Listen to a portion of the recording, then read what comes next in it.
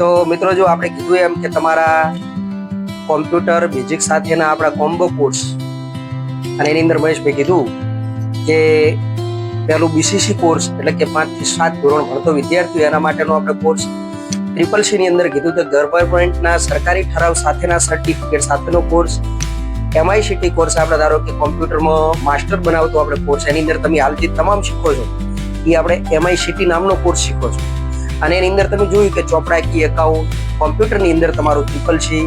internet Gujarati અને અંગ્રેજીના ધારો કે ટાઈપિંગની જે શીખવાનો પ્રયત્ન આપણે તમને સમજાવવાનો પ્રયત્ન કર્યો એવું ને એવું તમારું આવ્યું ટેલી આપણે પ્રાઇમ પર પ્લસ GST નામનો કોર્સ એની અંદર આપણે તમને ચોપડા કી એકાઉન્ટ સાથે સમજાવવાનો પ્રયત્ન કર્યો આજે એ ટોપિક આપણું કયા નામનું તો કે વ્યાજ વિશેનું તમને ખ્યાલ છે અશ્વિનભાઈ કે વ્યાજ જે છે એ તમારે કોઈ પણ પ્રકારનો ધંધો કરતા હોય તો આપણે વ્યાજ લેવાનું પણ થાય અને વ્યાજે કોઈ પણ આપવાનું થાય તમે સ્ટોકનો કેવો ધંધો ધારો કે કરો તો આપણે જે તે વ્યક્તિને તમે પૈસા લો તેનું વ્યાજ આપણે લેવાનું થાય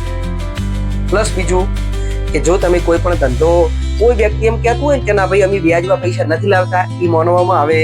નહીં ગમે તેવા ધારો કે તમારા ધંધો ઘણો મોટો હોય તો પણ એમને વ્યાજે ધારો કે બેંકમાંથી પણ ધિરાણ ઉપાડે છે માટે વ્યાજ જે છે